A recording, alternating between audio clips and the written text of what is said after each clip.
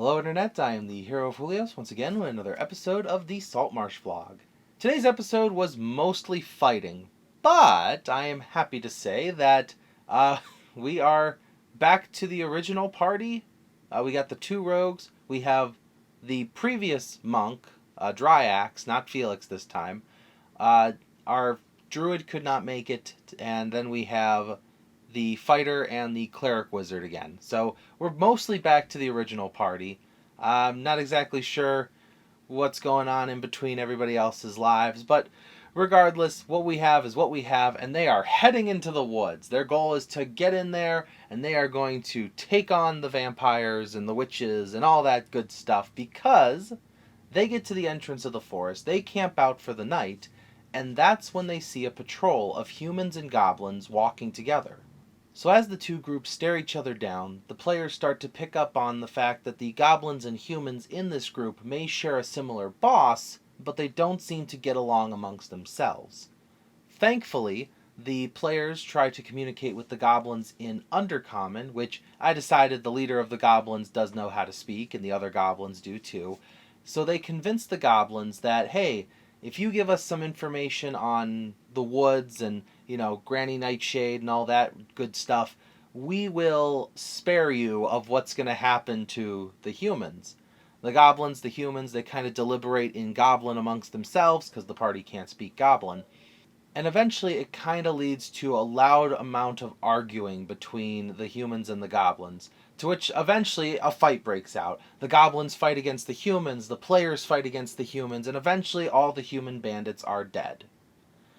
From there, the goblin leader explains to the players about a vampire who kind of rules the section of the woods that is outside of Granny Nightshade. So for full context, Nightshade kind of rules the entirety of the forest, and then there are pockets that are ruled by different vampires.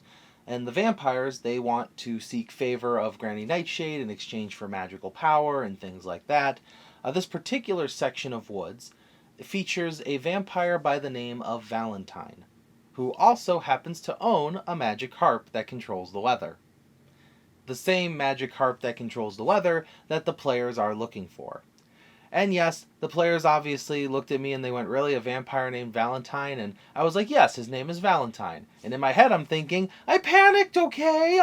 That's all that came up was Valentine. What did you want, Vladimir? So after this little exchange of words, the goblins decided to kind of hide in a location where, should Valentine be defeated, the goblins will join them as crewmates on the Beans Ghost, and apparently they're going to be the Suicide Squad. See, my players have been discussing amongst themselves what to do when they finally come face to face with Calcifer, which is nice, because I was wondering what they were going to do about their crew.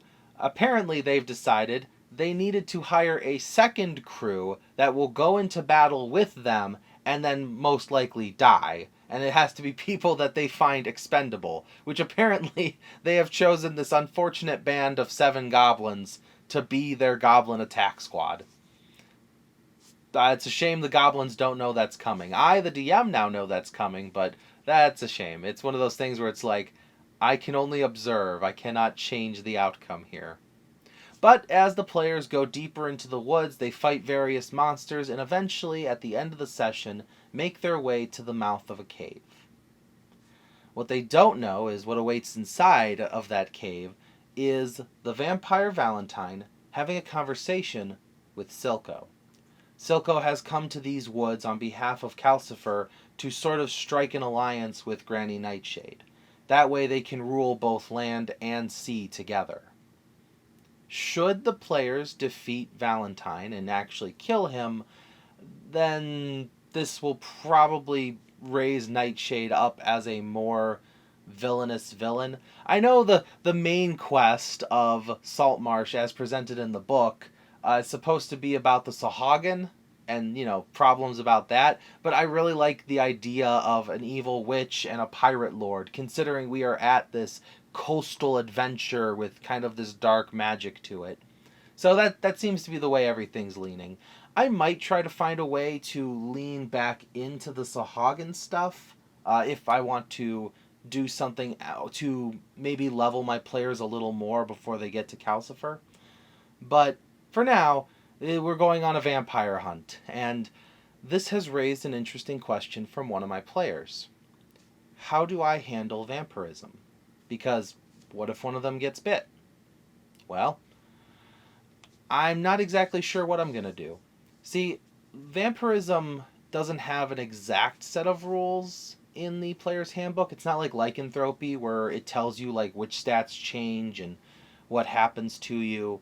At least not from the sections I've read, so I'm going to have to do some more research and hopefully I'll have an answer for the player by the time he gets bit.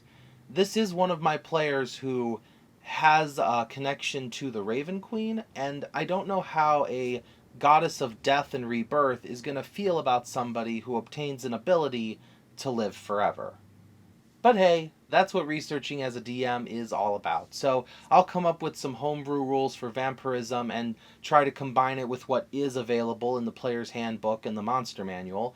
But for now, my players haven't been bit, so I might not need to even learn anything at all.